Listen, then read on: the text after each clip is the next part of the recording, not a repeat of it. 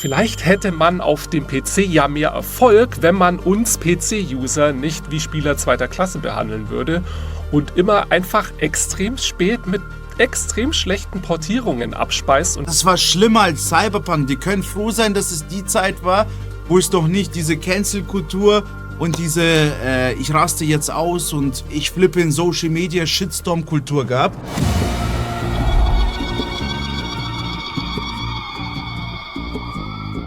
Strauß-Zelnick hat ein Interview gehabt und jetzt schauen wir einfach mal rein, was er über die PC-Spieler gesagt hat. Titel lautet: GTA 6 vs. PC-Spieler, schon wieder sind wir Spieler zweiter Klasse und deshalb musste ich schnell ein Rant-Video aufnehmen. Rant-Video ist wahrscheinlich aus der Frührente heraus. Ich weiß nicht, was Rant bedeutet. Ich lebe in Deutschland, ich verstehe keine Rant. Deutsch. Schimpfen. Schauen wir mal, was er sagt. GTA 6 auf PC zum Launch. Das ist natürlich mega schade. Der Take-Two war nicht anders zu erwarten, oder? Persönlich, Strauß-Zelnick hat gesagt, PC-Spieler sind eben einfach nicht die Kernzielgruppe und man will erstmal die Konsolen bedienen. Das überrascht mich jetzt persönlich nicht wirklich, denn wir wissen ja aus dem Leak bereits, dass der Löwenanteil des Umsatzes mit GTA Online nicht auf dem PC stattfindet. Das meiste Geld wird auf den Konsolen gemacht. Aber sowas von eindeutig aber. Aber gibt sogar aber. Warte, ich zeige euch mal, nur damit ihr es versteht, die Zahlen. Schau mal. Also es ist nicht nur eindeutig, es ist übereindeutig. PS5-Spieler geben in der Woche 4,5 Millionen Dollar aus.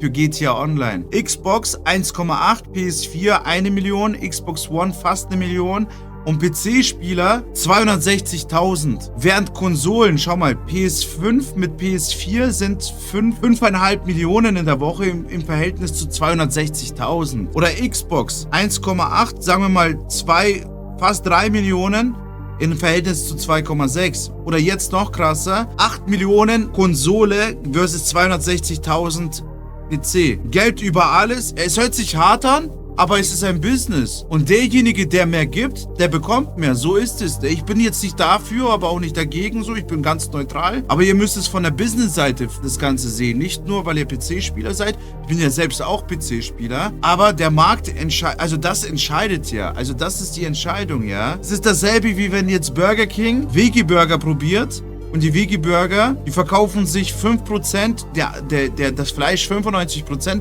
Da werden die ganz bestimmt nicht komplett alles umstellen und sagen, so, jetzt sind wir vegetarisch. Checkt ihr? Der größte Kunde ist der größte Kunde und der größte Kunde bringt das Geld rein.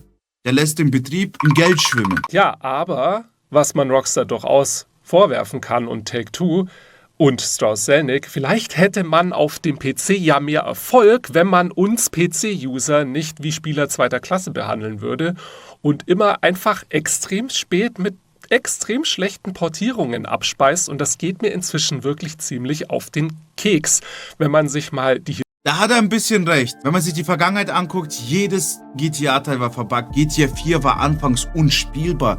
Chat, das war schlimmer als Cyberpunk. Die können froh sein, dass es die Zeit war, wo es doch nicht diese Cancel-Kultur und diese ich raste jetzt aus und ich flippe in Social Media Shitstorm-Kultur gab. Da können die echt froh sein, weil GTA 4 war unspielbar. Aber da kommt noch der Punkt hinzu. PC-Spieler sind halt auch gerne so, ja, wie soll ich dir sagen, die tun gerne modden.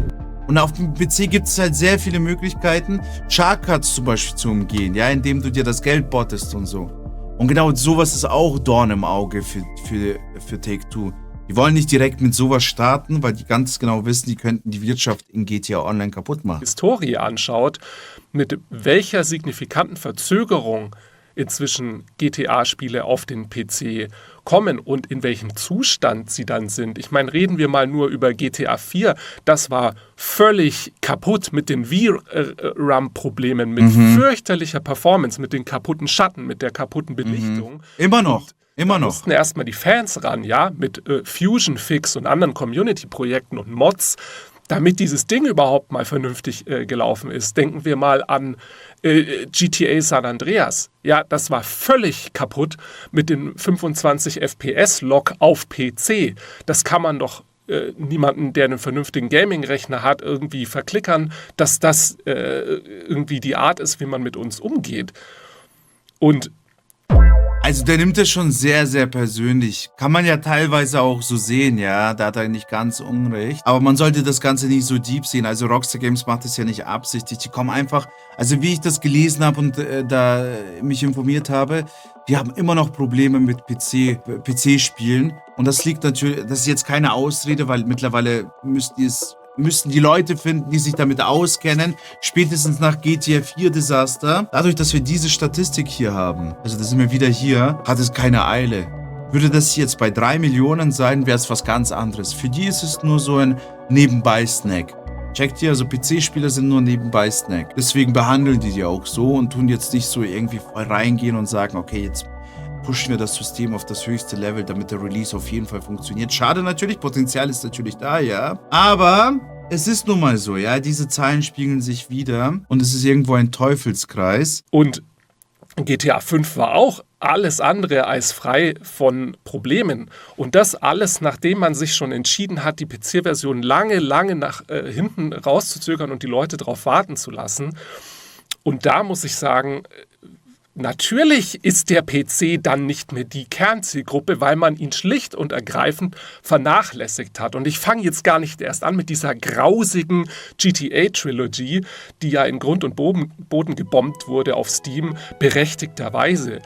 Und das sehen viele falsch, Chat. Das ist ein großes Missverständnis. Denn Rockstar Games hat es an ein Mobile-Studio abgegeben.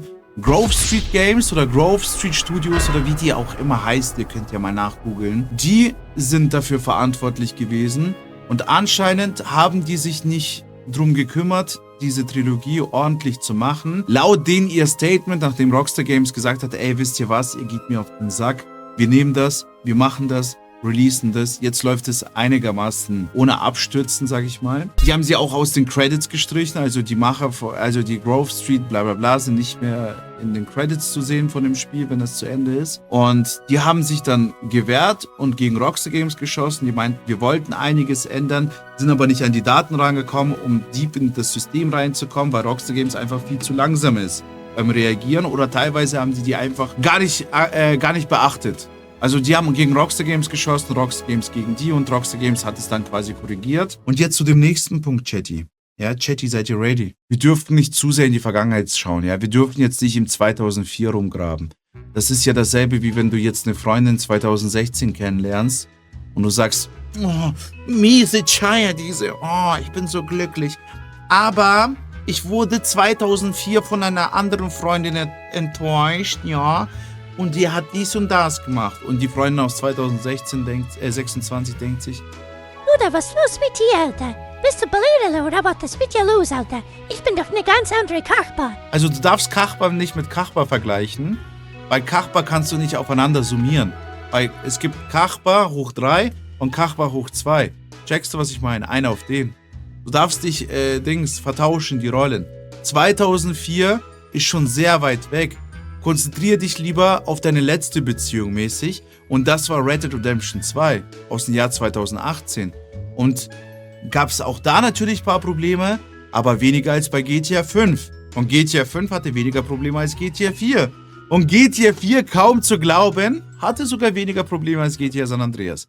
Also die haben sich schon verbessert und vielleicht haben die bei GTA 6 gesagt, so jetzt reicht's, wir machen es ordentlich. Von den Leuten. Also vielleicht stimmt es ja, dass der PC einfach nicht mehr die Kernzielgruppe ist und man deswegen darauf verzichten kann. Aber das liegt doch daran, dass der PC als inzwischen die PC-Version als Abfallprodukt zweitverwertet wird, wo sich Take-Two dann hinstellt und sagt, ja, da können wir dann vielleicht später einfach nochmal abkassieren für die Leute, die GTA 6 dann ein zweites Mal kaufen wollen.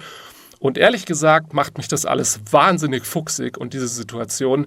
Ich kann diese Statements allein aufgrund dessen nicht mehr nachvollziehen, dass ich mich noch daran erinnern kann, wo GTA ursprünglich herkam. Nämlich mit GTA 1 vom PC, von MS-DOS. Und Digga.